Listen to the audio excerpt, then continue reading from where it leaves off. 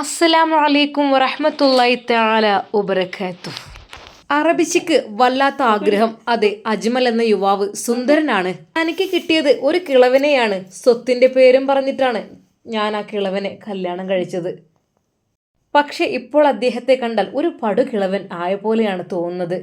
അജ്മലിനെ കണ്ടപ്പോൾ അതാ ഷക്കീല അറബിച്ചിക്ക് ഓരോന്ന് തോന്നി തുടങ്ങുകയാണ്.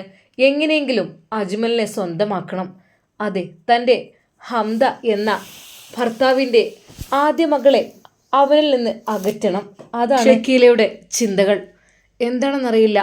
അന്ന് ഭർത്താവിനോട് പറയുന്നു, അതെ, ഞാൻ ഒരു യുവതിയാണെന്നുള്ള കാര്യം നിങ്ങൾ പലപ്പോഴും ഓർക്കുന്നില്ല. ഷക്കീല, നീ എന്താണ് ഉദ്ദേശിക്കുന്നത്? അതായത് എനിക്ക് നിങ്ങളെക്കാളും ചെറിയ ചെറുപ്പക്കാരെ കിട്ടുമായിരുന്നു. എൻ്റെ ഒരു ബുദ്ധിമോശം കൊണ്ട് പണത്തിന് മുൻതൂക്കം കൊടുത്തിട്ടാണ് ഞാൻ നിങ്ങളെ വിവാഹം കഴിച്ചത്. ശരിക്കും അറബി ഞെട്ടിപ്പോയി. ഷക്കീല, നീ എന്താണ് പറയുന്നത്? എന്താ നിന്റെ മനസ്സിലെന്താ? ഒന്നുമില്ല, പക്ഷെ ഞാൻ പറഞ്ഞെന്ന് മാത്രം. എനിക്ക് അതിൻ്റേതായ പരിഗണന നിങ്ങൾ നൽകണം. എന്ന് വെച്ചാൽ എനിക്ക് അവൾക്ക് പറയാൻ വാക്കുകൾ കിട്ടിയില്ല. ഒരു പക്ഷേ അറബിയുടെ മുമ്പിൽ നിന്നാണ് പറയുന്നത്. എന്തെങ്കിലുമൊക്കെ സംഭവിക്കുമോ, എന്നെ എങ്ങാനും തൊലാക്കു ചൊല്ലുമോ എന്നുള്ള ഭയവും അവൾക്കുണ്ടായിരുന്നു. അങ്ങനെ ആയിക്കഴിഞ്ഞാൽ ഉള്ളതെല്ലാം നഷ്ടപ്പെടും. അതെ, എൻ്റെ സമ്പത്തും എൻ്റെ മക്കളുമെല്ലാം ആ രീതിയിലായി പോവും. അതെ, അങ്ങനെയല്ല ഞാൻ പറഞ്ഞത്.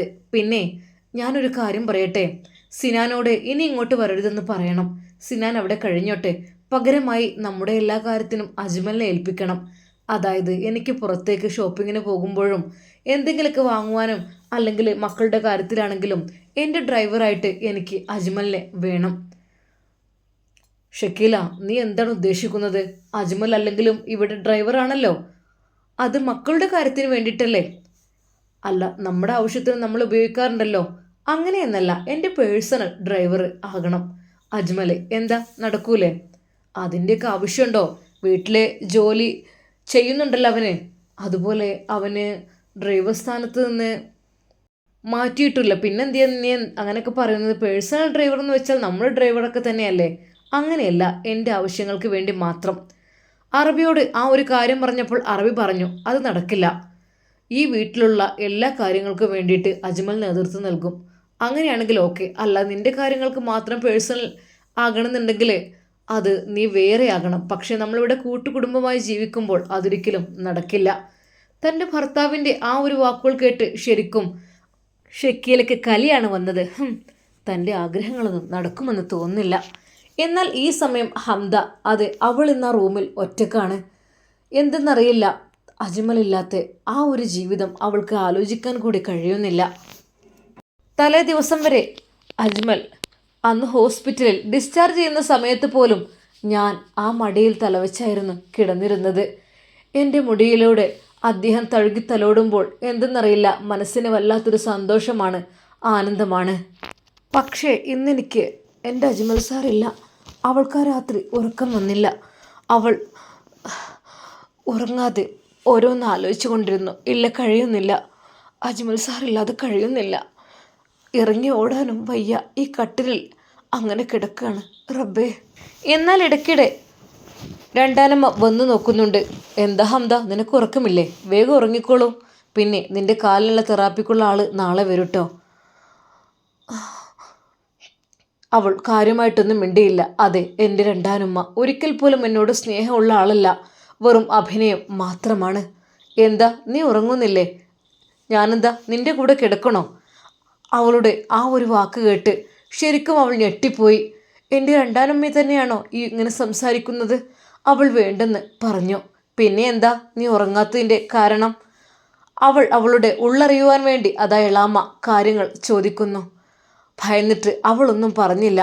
എന്നാൽ ഈ സമയം അജ്മലിനും തൻ്റെ പ്രിയപ്പെട്ട പെണ്ണ്, അതെ, തൻ്റെ പ്രിയപ്പെട്ട ഹംദ തന്നിൽ നിന്ന് വേർപെട്ട് കിടക്കുകയാണ് കുറച്ച് ദിവസങ്ങൾക്ക് ശേഷം. അതെ, ഞാൻ അവളുടെ മനോഹരമായ മുടികളിൽ തഴുകി തലോടിയിരുന്നു. അവൾക്ക് കഥകൾ പറഞ്ഞു കൊടുത്തിരുന്നു, പാട്ട് പാടി കൊടുത്തിരുന്നു. അവൾക്ക് വേണ്ടതെല്ലാം ഞാൻ ചെയ്തു കൊടുത്തിരുന്നു. പക്ഷേ അവൾ ഇന്നെനിക്ക് അവളില്ലാത്ത കഴിയുന്നില്ലല്ലോ. ഞാൻ എന്ത് ചെയ്യാം? എനിക്ക് തീരെ കഴിയുന്നില്ല. അജ്മലിനും വല്ലാത്ത സങ്കടമാണ് ഉണ്ടായത്. ഹംദയില്ലാതെ തികച്ചും തെറ്റാണ് ഞാൻ ചെയ്യുന്ന കാര്യങ്ങൾ. പക്ഷേ മനസ്സിനുള്ളിൽ വല്ലാത്തൊരു വേദന. ഈ ഒരു വലിയ റൂമും സൗകര്യങ്ങളും എല്ലാം എനിക്ക് വേണ്ടി അറബി തന്നിരിക്കുന്നു. പക്ഷേ ഹംദയില്ലാത്ത ഈ ഒരു റൂം എനിക്ക് ആലോചിക്കാൻ കഴിയുന്നില്ല. അവളെൻ്റെ അതെ, ഞാൻ ഒരിക്കൽ പോലും തെറ്റായ രീതിയിൽ അവളെക്കുറിച്ച് ഞാൻ ചിന്തിച്ചിട്ടില്ല. പക്ഷേ കുറച്ച് ദിവസം അവളോട് ഉള്ള ഉപദേശങ്ങളും അവളോടുള്ള ആ ഒരു വാക്കുകളും എല്ലാം കൂടി ആയപ്പോൾ എനിക്ക് അവളില്ലാതെ പറ്റില്ല എന്ന പോലായി. റബ്ബേ, അവന് വല്ലാത്തൊരു ഷോക്കായി മാറി. അത് അവൻ ബെഡിൽ എഴുന്നേറ്റിരുന്നു. ഒരു നിമിഷം, ഹംദ മോളെ, പിന്നെ ഇക്കാൻ്റെ കുട്ടിക്ക് ഒന്നും ഉണ്ടാവില്ല കേട്ടോ, നല്ല ആക്റ്റീവായിരിക്കണം എപ്പോഴും, പഴയതൊന്നും ആലോചിക്കരുത് കേട്ടോ, മോൾക്ക് ആവശ്യമുള്ളതെല്ലാം ഇക്ക തരും കേട്ടോ. പിന്നെ ഞാൻ പറഞ്ഞല്ലോ, മോൾക്ക് നിൻ്റെ ഉമ്മയെ കാണിച്ചു തരാം, ഇക്കാക്കിയെ കാണിച്ചു തരാം, അതൊക്കെ കാണിച്ചു തന്നില്ലേ. അതുകൊണ്ട് മോള് ഇക്ക പെട്ടെന്ന് തൻ്റെ മടിയിലേക്ക് നോക്കിയപ്പോൾ അവിടെ ശൂന്യമായിരുന്നു. ഇല്ല, തിളങ്ങുന്ന മുടിയുള്ള ഹംദ തൻ്റെ മടിയിലില്ല എന്നുള്ള യഥാർത്ഥ സത്യം അവൻ മനസ്സിലാക്കുകയാണ്. ഒരു നിമിഷം ഹംദ എന്നവൻ ഉറക്കെ അങ്ങ് വിളിച്ചു പോയി. പഠിച്ചോനെ, എൻ്റെ മനസ്സെന്തെങ്ങനായി മാറിയത്? ഞാൻ ഒരിക്കൽ പോലും വിചാരിച്ചതല്ലല്ലോ ഇങ്ങനെയൊരു സംഭവം. സുഖമില്ലാത്ത കുട്ടി, അല്ലെങ്കിൽ കുടുങ്ങിക്കിടക്കുന്ന തടവിൽ കിടക്കുന്ന കുട്ടി എന്നൊക്കെ പറഞ്ഞപ്പോൾ രക്ഷിക്കണം എന്നുള്ള ചിന്ത മാത്രമേ ഉണ്ടായിരുന്നുള്ളൂ. പക്ഷേ ഇപ്പം എനിക്കറിയുന്നില്ല. സത്യം പറഞ്ഞാൽ അജ്മലിനെ താങ്ങാൻ കഴിയുന്നതിനും അപ്പുറമുള്ള സങ്കടമായിരുന്നു. അതെ, ഹംദയെ കാണാൻ എനിക്ക് ഹംദയെ കാണാതെ നിൽക്കാൻ കഴിയുന്നില്ലല്ലോ. ആ രാത്രി അവൻക്ക് ഉറക്കമേ വരുന്നില്ല. ഒരു നിമിഷം അവൻ വിചാരിച്ചു എഴുന്നേറ്റ് പോയിട്ട് നേരെ അവളുടെ റൂമിലേക്ക് കയറിയാലോ. അവളോട് രണ്ട് സംസാരം, ഒന്നിനുമല്ലല്ല, ഒന്ന് അവളോട് മുഖത്ത് നോക്കി സംസാരിച്ച് ആ കണ്ണുമുഖം ഒന്ന് കാണാൻ വേണ്ടി മാത്രമാണ്. പഠിച്ചോനെ, എന്തിനു റബ്ബേ, എനിക്ക് കഴിയണില്ല. ഹംദ, ആ ഒരു വാക്കായിരുന്നു അവൻ്റെ ചുണ്ടിലുണ്ടായിരുന്നത്. അവൻ വിചാരിച്ചു വീട്ടിൽ നിന്ന് ഉമ്മ വിളിക്കുന്നു, തൻ്റെ ഫാമിലിയിൽപ്പെട്ട മകളെ വിവാഹം ആലോചിക്കുന്നു. പക്ഷേ ഇല്ല, ഒരാൾക്കും ഹംദയുടെ അത്ര എന്നെ മനസ്സിലാക്കാൻ കഴിയില്ലെന്ന് എനിക്ക് തോന്നുകയാണ്. ഉമ്മ വിളിക്കും, ഒരു പക്ഷേ എനിക്കതിന് ഒരു മറുപടി കൊടുക്കാൻ ഞാൻ എന്ത് ചെയ്യും റബ്ബേ? പക്ഷേ ഉമ്മയുടെ വാക്കനുസരിക്കാതിരിക്കുന്നതും അതും തെറ്റാണ്. എന്തപ്പോൾ ഞാൻ ചെയ്യാം? സത്യം പറഞ്ഞാൽ അജ്മലിൻ്റെ ചിന്തകളങ്ങനെ വളർന്നുകൊണ്ടിരിക്കുകയാണ്. അവൻ്റെ മനസ്സിൽ എന്തായിരിക്കും അറിയുന്നില്ല. അന്ന് രാത്രി എങ്ങനെയൊക്കെയോ കഴിച്ചുകൂട്ടി തഹജ്ജുദ് നിസ്കരിച്ച് ഒരുപാട് ദുആ ചെയ്തു. അല്ലാഹ് റഹ്മാനെ, ഞാൻ എന്ത് ചെയ്യുക എനിക്കറിയുന്നില്ല. എൻ്റെ മനസ്സിലേക്ക് അവളുടെ മുഖം അങ്ങോട്ട് കയറിക്കൂടി. റബ്ബെ, ഒരിക്കൽ പോലും തെറ്റായ രീതിയിൽ ഞാൻ കണ്ടിട്ടില്ല. പക്ഷേ എവിടേക്കോ എന്തൊക്കെയോ ചില നിമിഷങ്ങളിൽ എനിക്കെൻ്റെ മനസ്സ് പതറിപ്പോയി. അല്ലാ, നീ പൊറുക്ക്. അങ്ങനെയൊരു പെണ്ണിൻ്റെ മുമ്പിൽ ഞാൻ കീഴ്പ്പെട്ട് പോയിട്ടുണ്ടെങ്കിൽ റബ്ബേ, അവളെ ഹലാലാക്കുക എന്നുള്ളൊരു ഉത്തരവാദിത്വം കൂടി എനിക്ക് വേണം. അതിനുവേണ്ടി ഏതറ്റം വരെയും പോകണം. അതെ ഹംദ, അവൾ തൻ്റെ കൈകളിൽ കിടന്ന് പിടഞ്ഞത്, അവളുടെ മാനസിക നില തെറ്റി ആ വരാന്തയിലൂടെ ഓടുമ്പോൾ അവളെ ഞാൻ ഓടിപ്പിടിച്ച് വാരിയെടുത്തത്, നെഞ്ചോട് ചേർത്തത്, അവളുടെ ചെവിയിൽ സ്വകാര്യം പറഞ്ഞത്, അതെല്ലാം അജ്മൽ ഓർത്തു. അല്ലാ, ഒരു പെണ്ണിനെ അത്രയധികം ഞാൻ മാനേജ് ചെയ്തിട്ടുണ്ടെങ്കിൽ എനിക്ക് അവളെ സ്വന്തമാക്കാനാണല്ലോ ആഗ്രഹം. അല്ലാതെ എൻ്റെ കൈകൾ പതിഞ്ഞ അവളുടെ ശരീരം, എൻ്റെ കൈകൾ കൊണ്ട് തലോടിയ അവളുടെ മുടിയിഴകൾ, എൻ്റെ സ്വകാര്യം കേട്ട അവളുടെ ആ മനോഹരമായ കാതുകൾ. റബ്ബേ, ഒരു പെണ്ണിൻ്റേതായിട്ടുള്ള രീതിയിൽ അത്രയൊന്നും ഒരാളെ ഞാൻ ഇടപഴകിയിട്ടേ ഇല്ല. പക്ഷേ എന്തെന്നറിയില്ല, ഇതിപ്പോൾ വല്ലാത്തൊരു സന്തോഷം. മനസ്സിലേക്ക് പുതിയ പുതിയ ആഗ്രഹങ്ങൾ കടന്നു വരണം. ഹംദ, നിൻ്റെ കാലുകൾ തളർന്നതാണെങ്കിലും എൻ്റെ മനസ്സിൽ നീ പൂർണ്ണതയുള്ള ഒരു കുട്ടിയാണ് ഹംദ. എനിക്ക് സത്യം പറഞ്ഞാൽ അജ്മൽ ഓരോന്ന് ആലോചിച്ചു. സമയം അതാ സുബഹിൻ്റെ ബാങ്കുലി പള്ളിയിൽ നിന്ന് മുഴങ്ങുന്നു. അവൻ ധൃതിയിൽ പള്ളിയിലേക്ക് പോയി. നിസ്കാരം കഴിഞ്ഞു പടച്ച റബ്ബിനോട് ഹൃദയം തുറന്ന് പ്രാർത്ഥിക്കുകയാണ്. റബ്ബേ, എത്രയോ പെൺകുട്ടികളെ ഞാൻ കണ്ടിട്ടുണ്ട്, എത്രയോ പെൺകുട്ടികളെ പഠിപ്പിച്ചിട്ടുണ്ട്. റബ്ബേ, എൻ്റെ ഹൃദയത്തിലേക്ക് കയറിയൊരു മുഖമുണ്ട് ഹംദ. അതെനിക്ക് മറക്കാൻ കഴിയുന്നില്ലല്ല. ഞാൻ എന്ത് ചെയ്യും? എൻ്റെ ഉമ്മയാണെങ്കിൽ വിവാഹാലോചനയുമായി നാട്ടിൽ നിന്ന് വിളിക്കുന്നു. ഞാൻ എന്താ റബ്ബേ ചെയ്യാം, എനിക്കറിയുന്നില്ല. അജ്മൽ സാറിന് അത് വല്ലാത്തൊരു സങ്കടമായി മാറുകയാണ്. അതെ, തൻ്റെ പ്രിയപ്പെട്ടവരെല്ലാം, തനിക്ക് ഇഷ്ടപ്പെട്ടവരെല്ലാം തന്നിൽ നിന്ന് അകലുകയാണോ എന്നുള്ളൊരു ചിന്തയായിരുന്നു അവൻ്റെ മനസ്സിൽ. എന്തായാലും വേണ്ടില്ല, രണ്ടും കൽപ്പിച്ച് അറബിയോട് പറയണം നാളെ തന്നെ. ഒരുപക്ഷെ അറബിയുടെ തല്ല് ഞാൻ കൊള്ളേണ്ടി വരും. എനിക്ക് കഴിയുന്നില്ല ഹംദയില്ലാതെ ഒരു നിമിഷം പോലും ഇവിടെ നിൽക്കാൻ. അറബിയോട് എല്ലാം നേരിട്ട് പറയണം. എൻ്റെ അർബ, എൻ്റെ മനസ്സിൽ നിങ്ങളുടെ മകൾ ഹംദയുടെ മുഖം വല്ലാതെ അങ്ങ് പതിഞ്ഞു. അതുകൊണ്ട് തന്നെ നിങ്ങൾക്ക് സമ്മതമാണെങ്കിൽ എനിക്ക് ഹംദയെ നിക്കാഹ് കഴിച്ച് തരുമോ? അതായിരുന്നു അജ്മൽ സാറ് പറയാൻ വിചാരിച്ചിരുന്നത്. എന്താണെന്നറിയില്ല, ഞാനൊരു പക്വതയേറിയ ഒരു മാഷായിരുന്നു. ഒരിക്കൽ പോലും തെറ്റായ രീതിയിൽ ഞാനൊന്ന് ചിന്തിക്കുകയും പറയുകയും ഒന്നും ചെയ്തിട്ടില്ല. പക്ഷേ ഇപ്പോൾ അറബ് നാട്ടിലെത്തിയപ്പോൾ ഒരു അറബി പെൺകുട്ടിയെ പരിചരിച്ചു വന്നതിൻ്റെ പേരിലാണ് എൻ്റെ മനസ്സിലേക്ക് അവൾ കടന്നു വന്നത്. അല്ലാ, അവളുടെ കാലുകൾ തളർന്നിരിക്കാം, പക്ഷേ എനിക്ക് കുഴപ്പമില്ല. അവളുടെ മനസ്സാണ് എനിക്ക് വേണ്ടത്. സത്യം പറഞ്ഞാൽ അജ്മൽ സാറിൻ്റെ മനസ്സിൽ പല പല ചിന്തകൾ ഇങ്ങനെ വന്നുകൊണ്ടിരിക്കുകയാണ്. എന്തൊക്കെ തന്നെയാലും വേണ്ടില്ല, നാളെ അറബിയോട് കാര്യങ്ങൾ പറയണം. എന്നിട്ട് എല്ലാം പെട്ടെന്ന് എന്തെങ്കിലുമൊക്കെ ചെയ്യണം. കഴിയുന്നില്ലല്ല. അജ്മൽ അന്ന് സുബഹി നിസ്കാരം കഴിഞ്ഞ് അതാ തൻ്റെ ജോലിയിലേക്ക് പ്രവേശിക്കുന്നതിന് മുമ്പായിട്ട് അവിടെ കൂടെ നടക്കുകയാണ്. എന്നാൽ പെട്ടെന്ന് അതാ നടക്കുന്നതിൻ്റെ മുമ്പിലേക്കായിട്ട് എക്സൈസ് ഡ്രസ് ഇട്ടുകൊണ്ട് അറബി ഷക്കീല നടന്നു വരുന്നു. ഒരു നിമിഷം അജ്മൽ ഞെട്ടിപ്പോയി. യാ അല്ലാ! കാരണം അവിടുന്ന് ഒരു സ്ത്രീയുടെ ഔറത്തിലേക്കോ അല്ലെങ്കിൽ എങ്ങോട്ടും മുഖത്ത് വരെ നോക്കാൻ പാടില്ല. അതുകൊണ്ട് തന്നെ അജ്മൽ ഒഴിഞ്ഞു മാറി നിന്നു. എന്നാൽ അറബിച്ച് ആ തടിയോടുകൂടി നല്ല നടത്തത്തിൽ തന്നെയാണ് അജ്മലിൻ്റെ മുൻപിലൂടെ.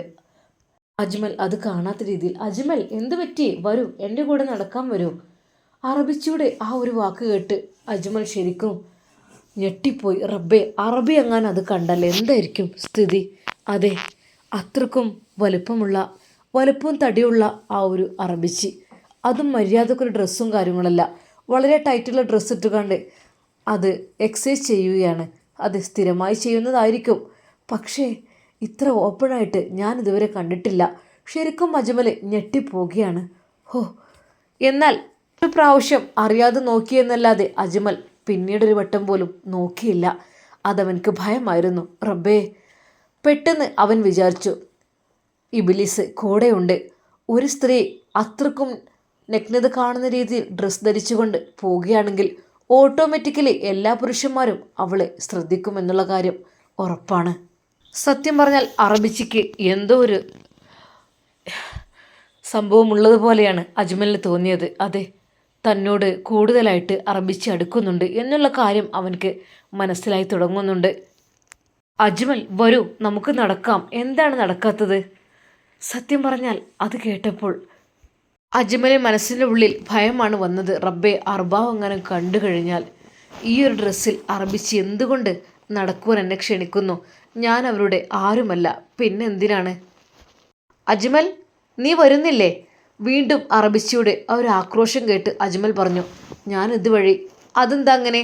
നീ ഇവിടെ ജോലി ചെയ്യുന്ന ആളാണ്, ഞാൻ പറയുന്നതനുസരിച്ച് നീ ചെയ്യണം. അതിനു വേണ്ടിയിട്ടാണ് നിന്നെ ഇവിടെ നിർത്തിയിട്ടുള്ളത്, മനസ്സിലായല്ലോ? ഒരു കൊച്ചുകുട്ടിയെപ്പോലെ അജ്മൽ അത് അനുസരിക്കുവാൻ ബാധ്യതനാവുകയാണ്. പക്ഷേ ഒരിക്കൽ പോലും അതെനിക്ക് ഇഷ്ടമല്ല. അറബിച്ചിയുടെ കൂടെ എക്സസൈസ് കാര്യങ്ങൾക്കാണ് ക്ഷണിക്കുന്നത്. അറബിച്ചിയുടെ ജിമ്മിലേക്ക് ക്ഷണിക്കുകയാണ് അജ്മലിന്. അജ്മൽ, ഇവിടെ എക്സസൈസ് ചെയ്തോളൂ കേട്ടോ, എല്ലാ സൗകര്യങ്ങളും അതിലുണ്ട്. ഒരു നിമിഷം അവൻ വിചാരിച്ചു, ഇതുവരെ ഉണ്ടായിട്ടും ഇതൊന്നും ഞാൻ കണ്ടിട്ടില്ല, അറിഞ്ഞിട്ടുമില്ല. എന്തൊക്കെയോ രഹസ്യ അറകൾ ഇവിടെ ഉണ്ട് എന്നുള്ള കാര്യം ഷുവറാണ്. എന്നാൽ ആ നിമിഷം തന്നെ അതാ ചോദിക്കുകയാണ് അജ്മൽ, മാഡം. ആ, എന്താ അജ്മൽ, പറയൂ. മാഡം, എനിക്ക് അത്യാവശ്യ കാര്യം പറയുവാനുണ്ട്. അജ്മൽ, പറഞ്ഞോളൂ, എന്ത് വേണമെങ്കിലും ഞാൻ നിൻ്റെ ആഗ്രഹങ്ങൾക്ക് സാധിപ്പിച്ചു തരാമല്ലോ. ക്യാഷിൻ്റെ കാര്യത്തിലൊന്നും ഒരു ബുദ്ധിമുട്ടും വേണ്ട, നിങ്ങൾക്ക് ഇഷ്ടമുള്ളത് എന്താ വെച്ചാൽ ചെയ്യാം, അതൊന്നും കുഴപ്പമില്ല. അജ്മൽ, സത്യം പറഞ്ഞാൽ അറബിച്ചിക്ക് അജ്മലിനോട് എന്തൊരു മുഹബത്ത് കൂടിക്കൊണ്ടിരിക്കുകയാണെന്ന് അജ്മലിന് മനസ്സിലാകുന്നില്ല. അജ്മൽ പറഞ്ഞു, അത് മേഡം, ഹംദയുടെ സ്ഥിതി എന്താണ്? അവൾ ഡോക്ടർ നല്ല രീതിയിലാക്കണമെന്ന് പറഞ്ഞതല്ലേ? അവൾ ഒറ്റപ്പെടുത്തരുതെന്ന് പറഞ്ഞതല്ലേ? വീണ്ടും ഹംദ എവിടെ?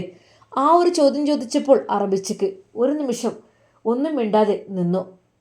അവൾ അവിടെ ഉണ്ട്. അറബിച്ചയുടെ വാക്കുകൾ പതറുന്ന പോലെ തോന്നി. എന്നാൽ അജ്മൽ അറബിച്ചയോട് പറഞ്ഞു, മേഡം, എനിക്ക് നമ്മളെ കാണണം. അജ്മൽ, ഇപ്പോൾ പോവേണ്ട, അവൾ നല്ല ഉറക്കത്തിലായിരിക്കും. ആര് പറഞ്ഞു? അങ്ങനെയൊന്നും ഉണ്ടാവില്ല. അജ്മൽ അതാ ധൈര്യത്തോടു കൂടി അവളുടെ അരികിലേക്ക് പോകുന്നു. എന്നാൽ ആ ഒരു സമയത്ത് അറബിച്ചി അവൻ്റെ പിന്നാലെ തന്നെ പോയി. അജ്മൽ, കൂടുതലായിട്ട് അവളുടെ അരികിലേക്ക് അടുക്കണ്ട. അതെന്താ മേഡം? അവൾ ഉപദ്രവിച്ചാലോ?